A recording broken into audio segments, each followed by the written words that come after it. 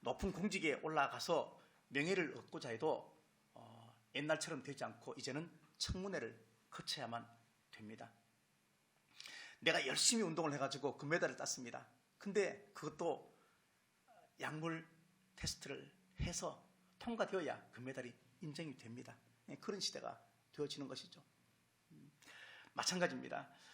우리 신앙생활도 좀 더 성숙해야 될 것 같고, 우리 신앙생활도 좀 더 행복해야 될 것 같고, 그래서 복음이 주는 자유함 속에서 우리가 신앙생활을 감당해야겠다 하는 것은 사회와 그리고 종교가 비슷하게 지금 가고 있는 것은 아닌가, 그렇게 생각을 합니다. 디모데후서 2장 3절 말씀에 보면은 바울이 디모데에게 했던 말씀인데 당연한 한 말씀을 지금 하고 있습니다. 내가 그리스도 예수의 좋은 군사로 나와 함께 고난을 받을지니 군사로 다니는 자가 자기 생활에 얽매이는 자가 하나도 없나니 이는 군사로 모집한 자를 기쁘게 하려 함이라. 그렇게 4절에 이야기합니다. 5절에 경계하는 자가 법대로 경계하지 아니하면 면류관을 얻지 못할 것이며 라고 이야기하면서 6절에 농부의 비유에서 이렇게 설명을 하고 있습니다.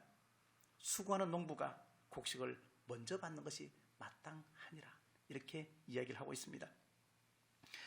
법을 지키지 않고 1등을 해도 1등 될 수 없고, 수고한 농부가 먼저 그 수고를 받는 것은 당연한 것이라고 우리도 알고 있습니다.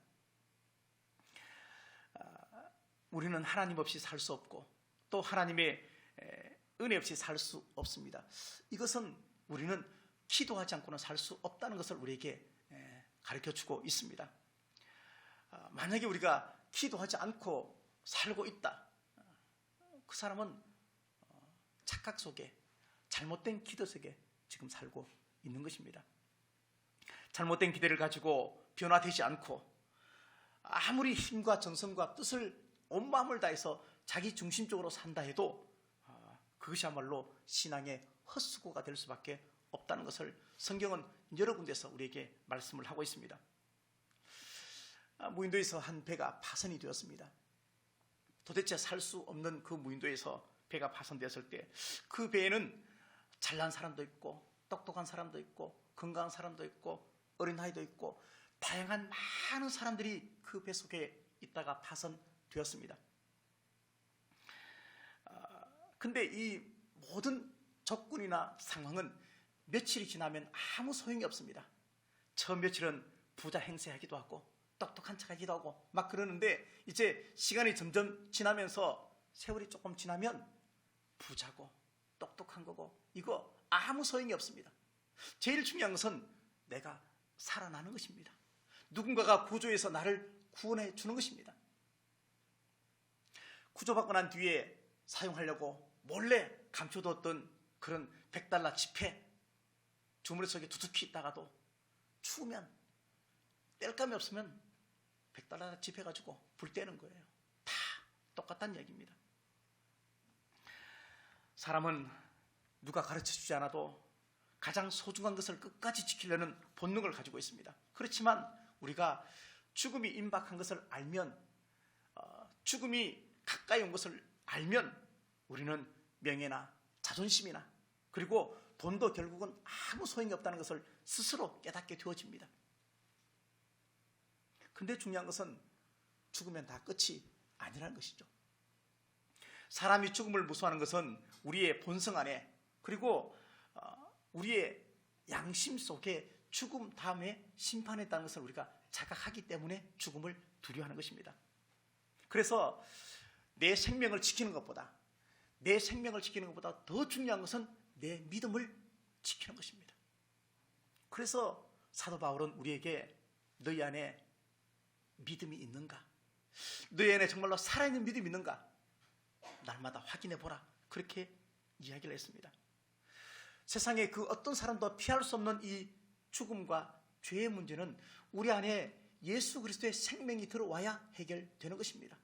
그런데 하나님의 아들 예수 그리스도를 믿는 사람은, 그리고 그 예수님을 인정하고 고백하는 사람은 우리 안에 예수 그리스도가 좌정하시기 때문에, 예수가 왕이 되시고 예수가 생명이 되시기 때문에 우리는 죽음과 죄의 문제를 동시에 다 해결함을 받을 수가 있는 것입니다. 세상의 모든 사람들이 다 죽습니다. 왜 죽습니까?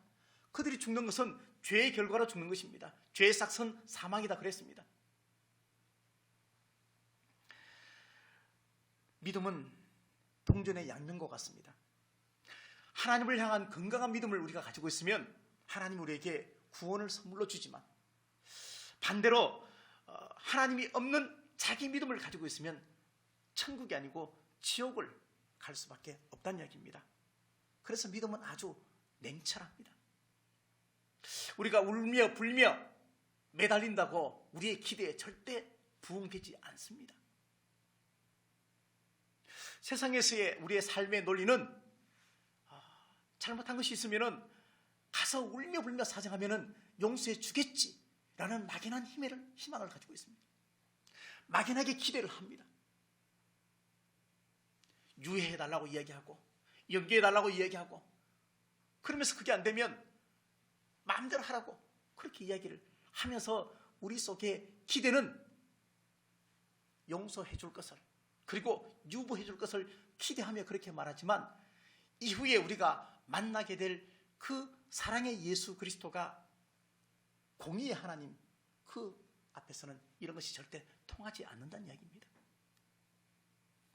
그래서 우리 신앙생활은 마치 장사꾼이 내가 장사를 하면서 이익이 얼마인가 계산하듯이 그렇게 하셔야 됩니다.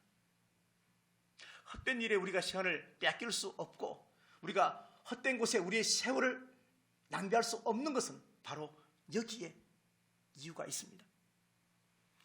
인간적인 계산 말고 하나님의 목적 속에서, 또 하나님의 뜻 안에서 우리는 영적인 계산을 하면서 살아야 합니다. 단순히 내가 교회에 나오고 단순히 내가 어떤 직분을 받고 이것 때문에 나도 구원 받겠지, 나도 천국 가겠지, 아주 위험하고 무서운 생각입니다. 제가 잘하는 운동이 별로 없습니다. 그죠? 별로 잘하는 운동이 없습니다. 그렇지만 조금 하는 운동 가운데 하나가 뭐냐면 배드민턴이에요. 배드민턴. 이거는 습관적으로 하다 보니까 조금 하게 되었습니다. 제가 과거 교회 사역을 하면서 새벽기도 마치면 늘 배드민턴을 갔었습니다. 근데 거기에 가서 배드민턴을 이렇게 치다 보니까 좀 나이 드신 분 중에서 배드민턴을 참 잘 치시는 분이 있어요. 그래서 젊은 제가 어떻게 흉내 낼 수 없이 잘 치는 그분이 저한테 이렇게 가르쳐 주었습니다. 그래서 열심히 배웠어요. 이후에 제가 교회 사역지를 옮겨서 다른 곳에 갔더니만도 여전히 거기에도 배드민턴 동호회가 있어서 치러 갔더니 그 구장에는 정식 코치가 계시는 거예요. 그래서 레슨비를 받고 코치를 해주는데, 제가 치는 모습을 보면서 어디서 배웠네요? 누구한테 배웠네요? 뭔 얘기냐면 폼도 틀렸고 방법도 다 틀렸다는 거예요. 가만히 생각해 보니까 그런 것 같아요. 저보다 늦게 시작했는데 나중에는 저보다 잘 치더라고요. 저를 이겨요. 처음에는 제가 다 이겼는데 시간이 지나면 이게 굴욕이 생기면 제가 이겨야 될 건데 점점 지는 거예요. 가만히 생각해 보니까 치면서 새 코치가 가르쳐준 방법대로 치는 게 아니고 옛날 습관대로 그대로 나와갖고 옛날 거 치는 거예요. 그러니까 폼이 다 틀렸고, 그러니까 몸은 힘든데 방법이 틀렸기 때문에 열심히 좌우로 뛰어다니는데 공을 못 받아내는 거예요. 어설프게 우리가 잘못 믿으면 그것이 신념이 되고, 그 신념이 마치 믿음처럼 변질되고, 그리고 그 믿음이 나중에 종교인화시켜 나갑니다. 우리가 예수님의 제자가 되어야지 종교인이 되는 것을 성경은 원하지 않습니다. 하나님은 원하지 않습니다. 저를 비롯해서 우리 모두는 나는 구원받았는가? 나는 구원받았는가? 나는 구원받은 자로 살고 있는가? 나는 지금 죽어도 천국에 갈 수 있는가? 하는 생각에 대해서 늘 묵상을 해봐야 합니다. 예수 그리스도의 십자가의 구원을 의심하는 얘기가 아닙니다. 근데 이러한 질문과 그리고 이러한 자기 묵상을 통해서 우리는 더 좁은 길을 걸어갈 수 있는 힘이 여기서 생기는 것입니다. 초대교회 성도들은 참 약해 보입니다. 보면 예수 믿는 것 때문에 너무 많은 핍박을 당하고 죽기도 했습니다.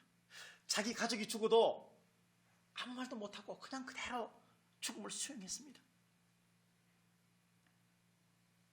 그렇지만 순교할 상황이 딱 되면 그들은 자기 목숨을 아낌없이 내어놓았습니다.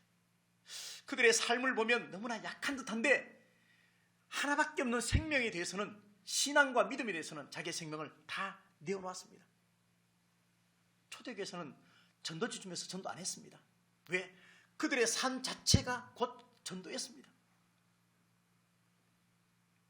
구별되어 사는 것이 복음의 능력이고, 그 구별됨이 순교할 수 있는 가치를 주었고, 그리고 믿으면 가게 되는 천국에 갈 수 있게 했다는 얘기입니다.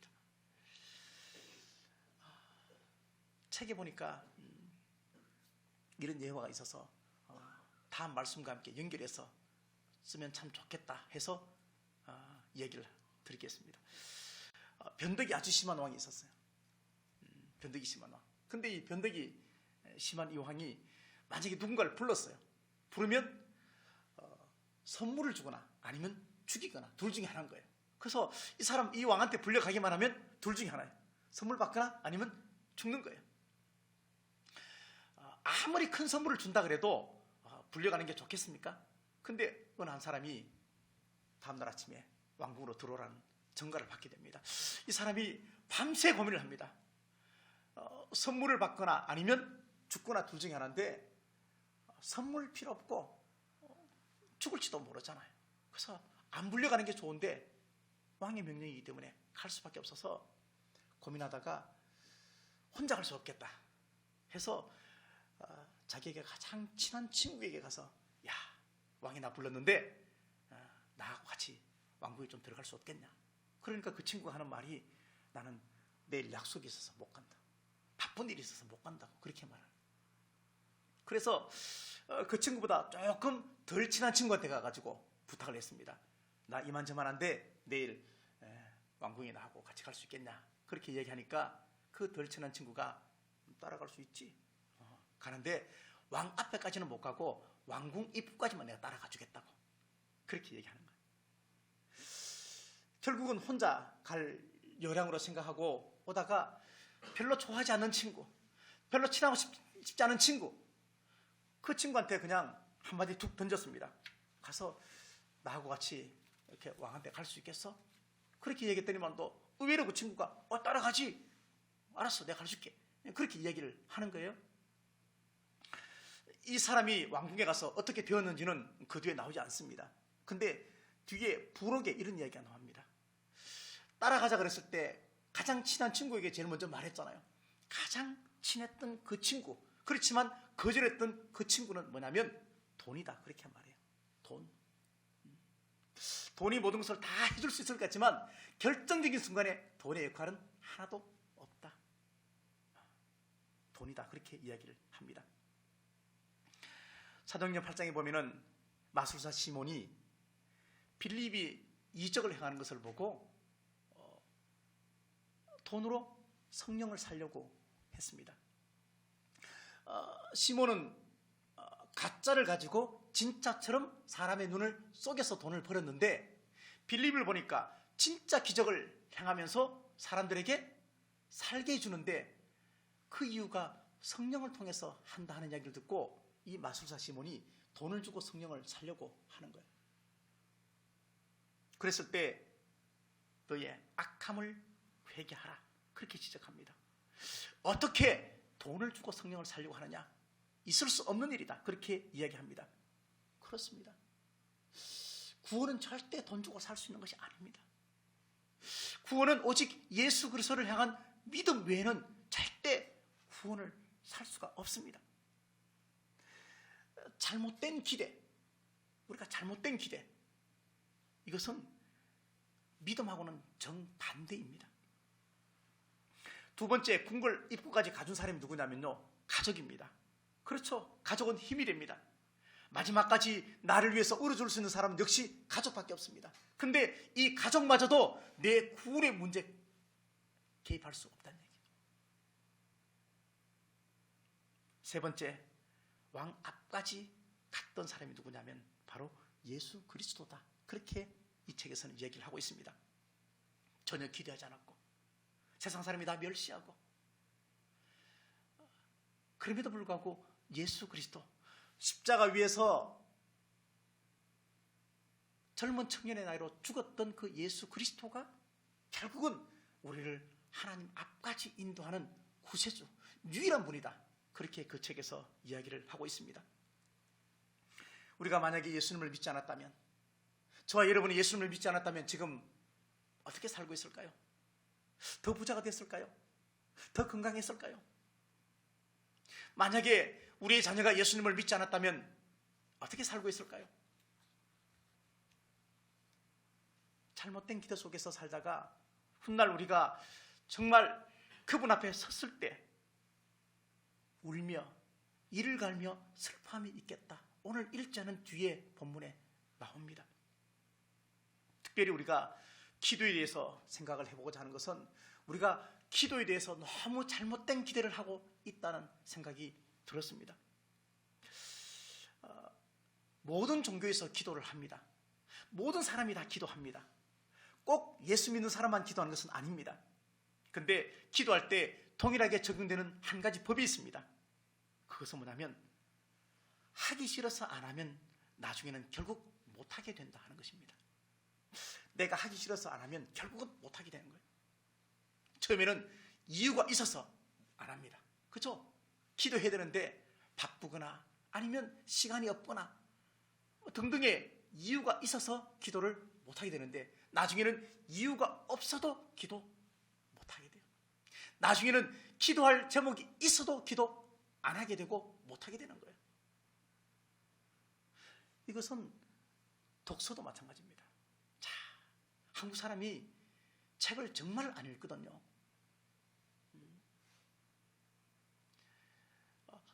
필요에 의해서 그냥 읽게 되는 책도 참 드물게 읽지만 책을 참 읽지 않습니다.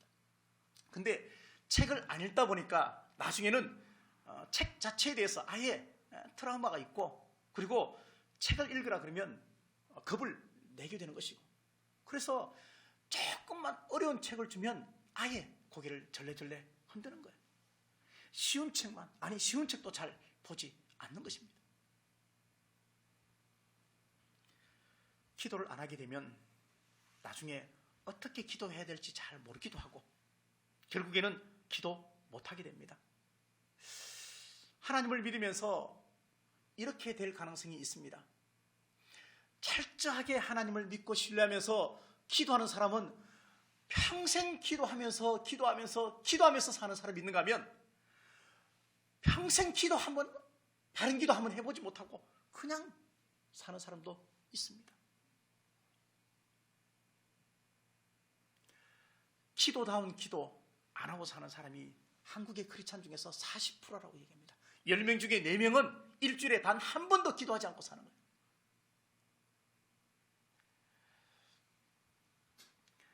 바울은 눈만 뜨면 자기의 육체 가시 때문에 아팠습니다. 그게 안질인지 뭔지는 잘 나와있지 않지만 눈만 뜨면 그 아픈 자기의 그 고통 때문에 하나님에게 3번 기도했습니다. 하나님 고쳐주십시오. 여기서 3번은 숫자적인 3번이 아닙니다. 정말 죽을 만큼 기도했다는 얘기죠. 근데 그렇게 기도했는데 하나님께서 그의 기도에 응답해 주셨습니다. 뭐로? 안 고쳐주는 거로. 안 고쳐주는 거로 응답하셨어요. 기도 응답에 대한 잘못된 생각은 뭐냐면 내가 원하는 대로 응답받아야 기도 응답이라고 생각하는데 그렇지 않다는 얘기입니다. 내가 하고 싶은 대로 되는 것이 기도 응답이 아니고 하나님께서 말씀하신 것이 응답이 되는 거예요. 하나님께서 말씀하신 것이 응답이 되는 거예요. 바울이 3번 내가 하나님의 일을 하는데 이거 고쳐주면 더 잘할 수 있는데 왜 안 고쳐줍니까? 그렇게 했을 때 네 은혜가 네게 족하다. 그렇게 하나님의 말씀을 들었어요. 그게 응답인 거예요. 바울은 이것 때문에 더 약함 때문에 하나님을 더 헌신했고, 약하기 때문에 자기 자랑을 절대 할 수가 없었고, 약하기 때문에 아픈 자의 마음을 더 알았고, 자기의 육체의 가시 때문에 예수 그리스도의 십자가의 고통이 어느 만큼인지 알게 되었고, 오히려 약한 것이 바울에게는 능력이 되었다, 그렇게 고백을 했습니다. 예수님께서도 기도했잖아요, 하나님한테. 그렇지만 예수님도 거절의 응답을 받았습니다. 거절의 응답을 받았습니다. 우리 기도가 응답되는 것 믿어야죠. 응답되죠. 근데 기도 응답을 받으려면 하나님의 말씀이 응답이라고 믿으려면 중요한 것은 기도 자체를 믿어야 됩니다. 기도 자체. 우리가 왜 기도하지 않느냐면요, 기도 자체를 믿지 않는 거예요. 기도 그냥 자기 독백이지, 그거 하나님이 들으실까? 기도 자체를 믿지 않으면 아무리 기도해도 응답이 되지 않습니다. 기도가 어떤 것인지, 기도는 대상이 하나님이고 내 전부를 다 맡기는 것이고, 그리고 하나님의 말씀이 응답이고, 기도 자체를 믿지 않는 사람이 기도한들 하나님께서 응답하지 않는다는 얘기입니다.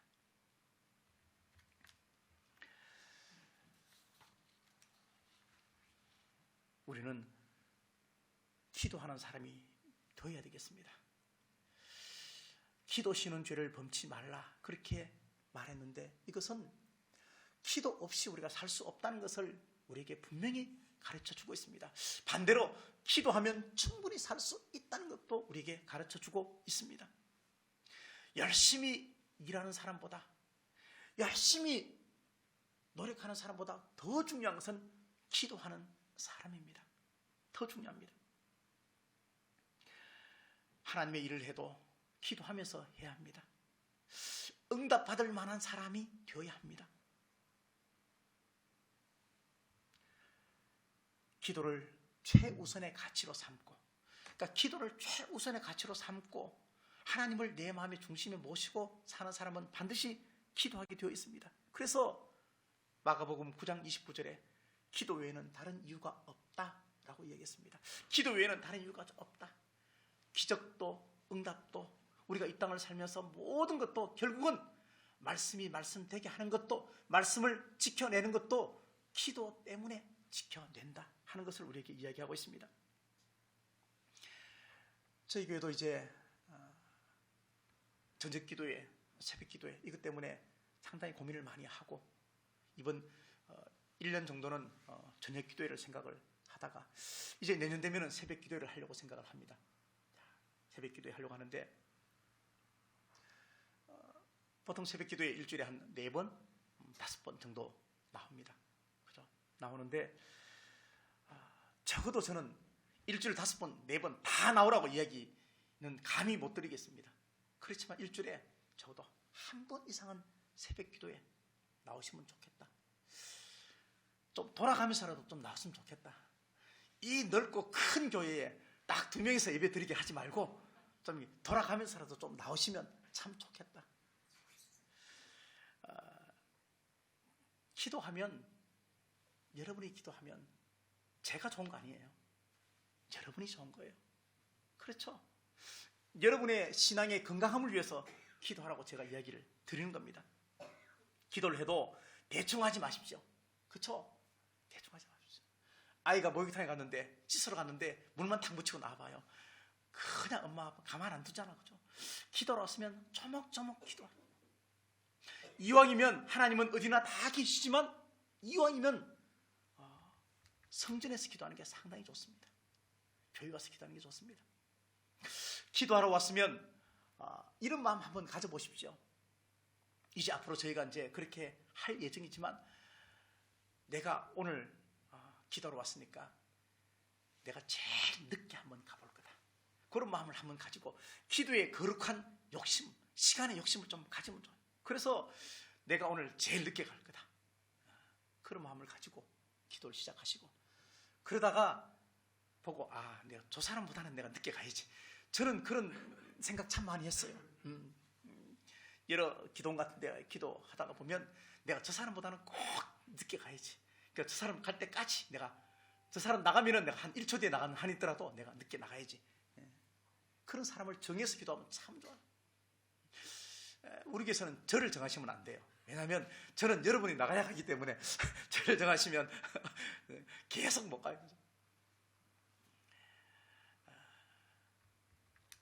우리는 마지막까지 기도하면서 삽니다. 그렇죠? 마지막까지.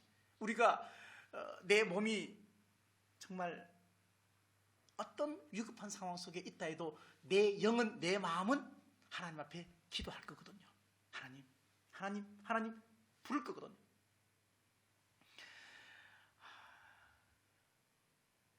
우리가 하나님의 지혜로 기도를 하게 되면 때로 기도하면서 기도의 교정도 받습니다. 기도의 교정도 받습니다. 기도는 그래서 영적인 거룩한 행동입니다. 기도가 영적인 것이기 때문에 기도하는 사람은 내 육신에 대해서도 기도가 영향을 줍니다. 영향을 줍니다. 아무리 열심히 살아도 기도 없이 하는 것과 기도하면서 열심히 사는 것은 결코 같지 않다는 얘기입니다. 예레미야 29장에 보니까 이런 말씀이 있습니다. 너희는 내게 와서 부르짖으며 와서 기도하라. 성전에 와서 기도하라는 얘기죠.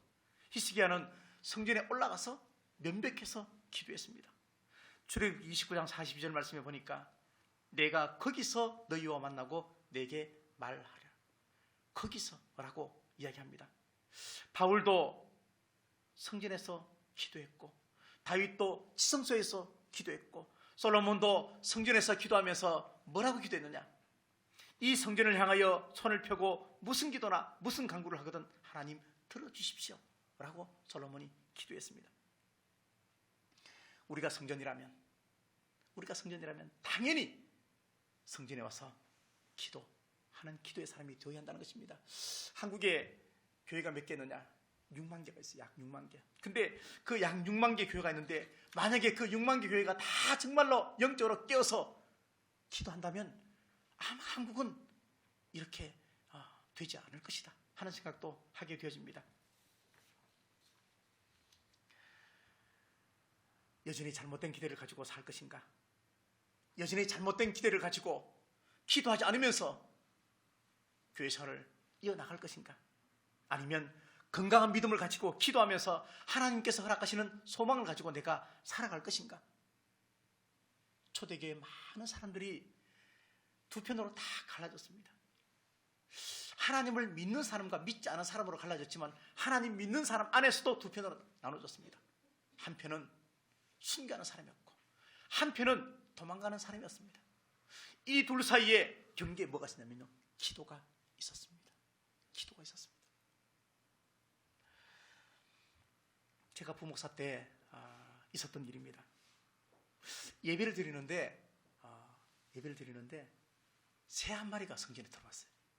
자, 아마 이런 경험 저도 여러 번 있었는데 예배를 드리면서 새 한 마리가 본당에 들어왔는데 모든 사람의 초점이 거기에 있는 거예요. 저 새를 빨리 내보내야 되는데, 근데 내보내려고 하면 할수록 점점 안 나가는 거 아시죠? 그냥 푸드득 날아다니는. 일부 예배 때 들어왔던 그 새가 3부 예배를 마치고 나갔습니다. 함께 예배를 다 드렸습니다. 부목사님들, 성도들, 담임 목사님들 초미의 관심은 언제 저 새가 나가느냐 하는 것이었지만 예배가 시작된 이후에는 아무도 어떻게 할 수가 없었습니다. 왜? 내보내려고 하면은 성도들 예배 분위기가 다 방해되기 때문에 그냥 조용히 있는 거예요. 근데 3부 예배 마치고 그 새가 어떻게 나가느냐? 그 위에 있는 창문이 하나 있는데 그 창문을 여니까 그쪽으로 나가는 거예요. 그쪽으로 나가요. 다니엘이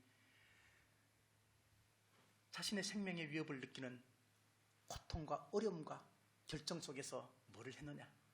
예루살렘을 향해서 창문을 열어놓고 하나님 앞에 기도했다. 그렇게 말해요.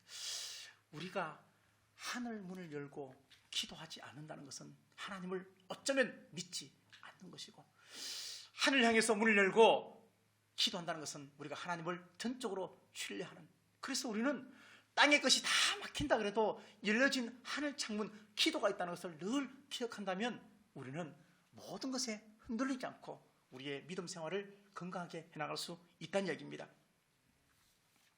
물에 빠졌는데 미국에서 물에 빠졌는데 영어 못한다고 소리 못 지르고 가만히 있으면 어떻게 살아날 수가 있겠습니까?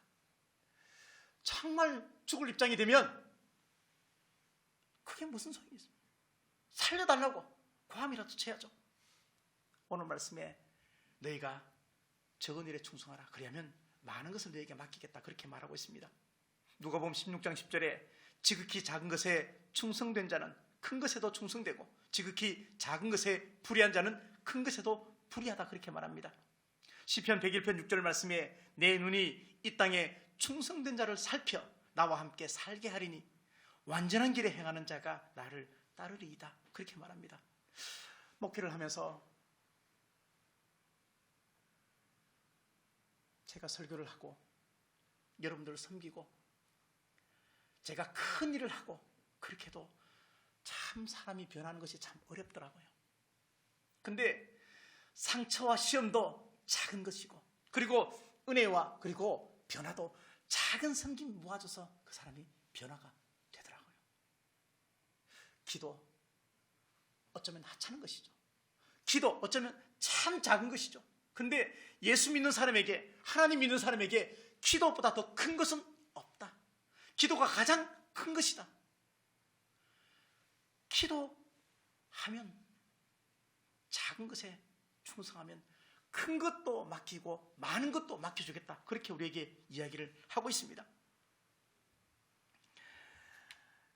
명분이 있고 실속이 있고 하지 않으면 안 되는 일, 이런 것은 우리가 체면과 열심을 생각하면서 일을 합니다. 그렇지만 귀찮은 일, 성가신 일, 아니면 작은 한 사람, 연약한 그 한 사람에게 마음을 쓰는 것은 참 하기 힘듭니다. 이것은 인간의 마음을 가지고 하기가 참 어렵습니다. 하나님이 우리에게 주신 믿음이 있어야 가능한 것이고, 그리고 기도하는 사람이 일을 할 수 있는 것이지, 제한된 섬김은 할 수 있지만 긍휼의 마음을 품고 하는 그 아버지의 마음을 품고 하는 것은 기도하는 사람만이 할 수 있는 것입니다.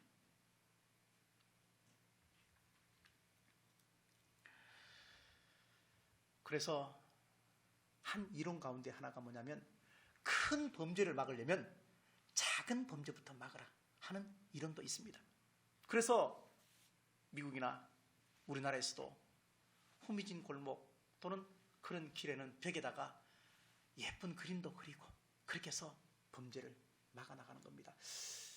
매스컴을 통해서 범죄와의 전쟁 선포하겠다, 그렇게 해서 범죄가 막아지는 것이 아니고 소소하고 작은 것 하나부터 사회에 관심을 가지고 어두운 것을 밝게 비춰나갈 때 범죄가 점점 막아진다는 이야기입니다. 그렇습니다. 뭘 저렇게 울며 불며 기도할까? 그렇죠? 그냥 조용조용 기도하면 되지 왜 저렇게 울며 불며 막 기도할까? 그냥 마음으로 기도하면 되지 뭐 소리 내가지고 저렇게 시끄럽게 기도할까? 아니에요. 정말로 기도하는 사람은 이런 이야기 하지 않습니다. 정말로 기도하는 사람은 이런 이야기 하지 않습니다. 어떤 목사님이 개척교회 섬기면서 교회가 너무 힘든데 마음에 작정하기를 1년 철야를 했습니다. 1년 철야. 저보고 1년 철야 그러면 저 못할 거예요. 1년 철야 했는데 1년 철야 하고 난 다음에 교회가 엄청나게 부흥한 게 아니고 반토막이 났어요. 자, 1년 철야하고 난 다음에 교회가 반토막이 났어요. 그러면 이 목사님이 기도 잘못한 것인가요? 아니에요. 겉만 보지 말고 진리를 바라보셔야 됩니다. 하나님을 가까이 하면 복을 받는다, 그렇게 말해요. 근데 내가 하나님을 가까이 할 때 때로 불편함이 있습니다. 근데 불편해도 하나님을 가까이 하는 것이 복입니다. 불편하게 하는 것은 성령의 터치고 성령의 감동입니다. 우리가 예수님을 지극히 믿음으로 정말로 잘 믿다가 작은 일에 충성하다가 어느 한 시점에 순교의 한 시간이 우리 앞에 다가왔을 때 그때 비로소 우리가 순교를 할 수 있는 것이지, 평상시에 그렇게 살지 않는 우리가 어떻게 순교할 수가 있겠습니까? 작은 일을 안 해본 사람이 어떻게 큰 일을 할 수가 있겠습니까? 맡기지도 않습니다. 세상에서도 안 맡깁니다. 하나님도 똑같습니다. 기도하는 것이 작은 일 같지만 결코 작은 일이 아닙니다. 우리가 신앙을 생활하면서 신앙의 큰 그림을 그리십시오. 신앙의 큰 그림을 그리십시오. 그러나 우리의 삶은 아주 작은 일에 관심을 가지며 작은 자에게 관심을 가지십시오. 그게 하나님의 뜻입니다. 믿음으로 주님을 만났다면, 믿음으로 주님을 내가 만났다면 만난 자로서 삶을 살아가야죠. 기도하면서 기도한 대로 살지 못하면 하나님이 얼마나 슬퍼하실까? 기도 열심히 했는데 기도한 대로 살지 않는 것은 마치 우리가 누군가에 어려움을 줄 수도 있다니. 사랑하는 성도 여러분, 건강한 사람이 암에 걸리면 그때 울며 불며 기도합니다. 살려달라고. 그러면 왜 건강할 때 왜 기도하지 않았을까요? 왜 그때 기도해야 될까요? 지금은 은혜 받을 만한 때요. 지금은 기도할 때요. 지금 기도하지 않으면 언제 기도하시겠습니까? 여러분의 일상생활이, 여러분의 범사가, 여러분의 모든 문제, 작은 문제 하나라도 주님 앞에 기도하면서 끝까지 승리하는, 결코 흔들리지 않는, 그래서 큰 것과 많은 것을 선물로 받아서 그 주님의 잔치에 함께 참여하는 복된 성도들 다 되시기를 간절히 바라겠습니다. 기도하겠습니다. 하나님 아버지, 고맙고 감사합니다. 기도에 대한 잘못된 기대를 버리고 기도에 대한 능력을 믿고 모든 일을 기도하고 끝까지 기도하고 응답받을 때까지 기도하고, 그래서 우리 모든 성도들은 다 기도에 불을 받아서 기도에 총이 다 되게 은혜 베풀어 주시옵소서. 그래서 어떤 바람에도 뿌리가 뽑히지 않는 영적 큰 거목이 다 되게 인도하여 주시옵소서. 믿음의 큰 그림을 그릴 수 있게 도와주시고 아버지의 그 큰 마음들을 가슴에 품고 기도하면서 이 땅을 살아갈 수 있게 도와주시고, 작은 일을 소중하게 생각하고 작은 사람을 예수님처럼 대하는 우리가 되게 하셔서 그 능력 가지고 계속해서 믿음의 기도를 이어갈 수 있게 도와주시고 누군가의 믿음을 세워줄 수 있는 복된 성도들이 다 되게 은혜 베풀어 주시옵소서. 예수 그리스도의 이름으로 감사하며 기도하옵나이다. 아멘.